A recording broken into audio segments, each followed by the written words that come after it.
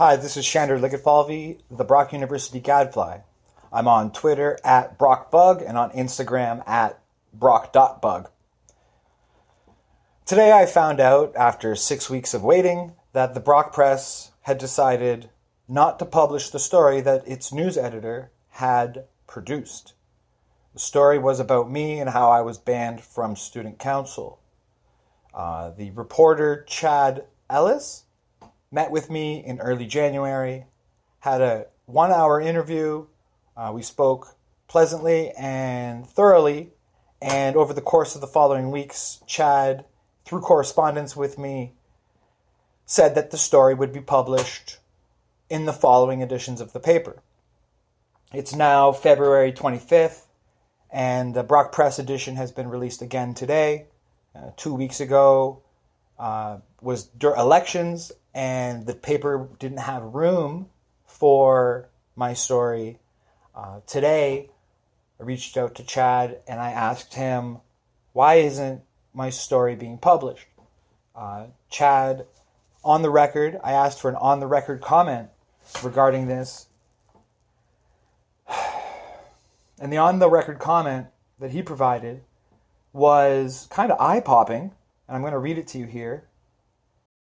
He said, after careful consideration of the circumstances surrounding the issue of Shander Liggetfalvey, the Brock Bug, being banned from BUSAC, it was decided that it would not be in the best interests as a newspaper to publish a story on the issue at this time.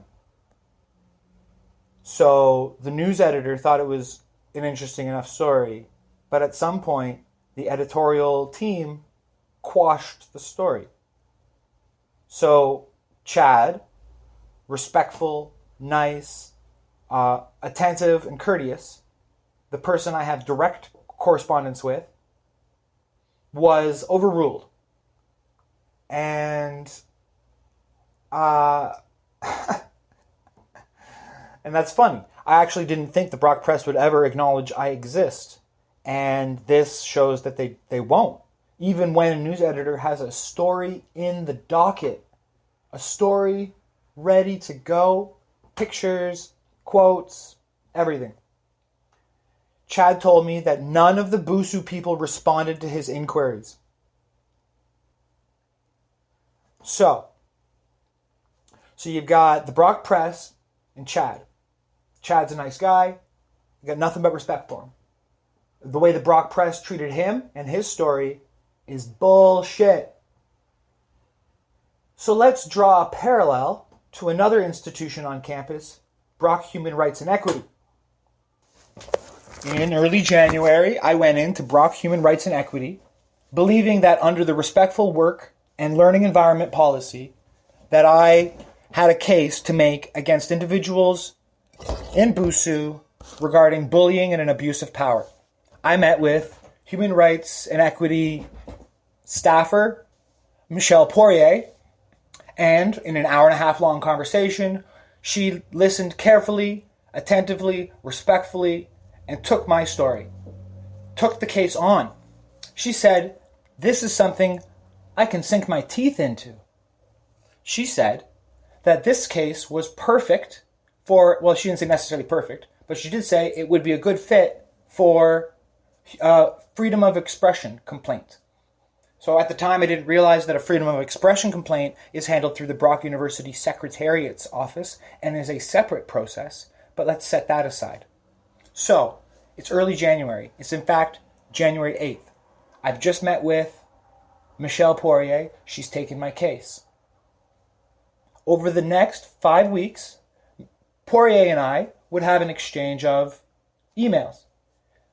The subject line of the email was informal resolution.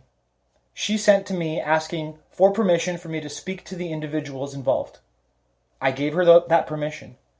So last week, 35 days after meeting with Human Rights and Equity, after a case had already been opened, I emailed Ms. Poirier asking, what's going on?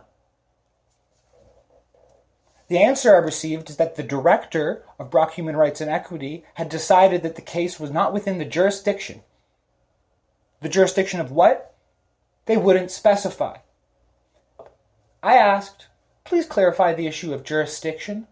How does my case not fit within jurisdiction? Of course, the implication there would be that BUSU members are untouchable by human rights and equity according to the respectful work and learning environment policy. Or that visitors, non-students, are not protected by that policy. But there's no clarification on what exactly, why it's not within jurisdiction. There's been no communication back to me to explain that human rights and equity it's not in jurisdiction. This is just another quashing. So the Brock Press has two layers. Human rights and equity has two layers in these experiences. You have the person on the front line who is nice, respectful, attentive, polite. Then you've got a 3, 4, 5, 6 week time to wait and wait and wait. As the person you talked to didn't lie to you. They didn't lie to you. They didn't lie to me. Michelle didn't lie to me. Chad didn't lie to me. They had every intention of helping me because they're the front lines worker. But their bosses shut it down.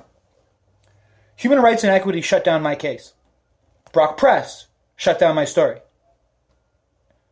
And it took 6 weeks of patient waiting in both of these cases. Week after week of checking on Tuesday morning to see if the story had been published and being like, why not?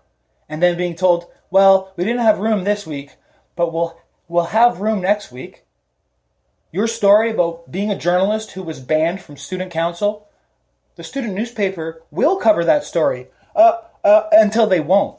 And they didn't. And I can't believe the quote that was given to me. The quote was, not in the best interests of the newspaper? Wait, a journalist was banned from student council and it's deemed not in the best interests of the newspaper to report on it. Even though the news editor took an hour, 2 hours, 3 hours, however long it took to write the story and everything. They canned the story. And human rights and equity canned my case. And I'm supposed to make a distinction between being disrespected by a person who sat down with me, who acted like they were going to help me. I have to deal with the disappointment of them being powerless to have actually helped me. Chad wanted to help. Michelle wanted to help. Chad was shut down and Michelle was shut down. And why? Why?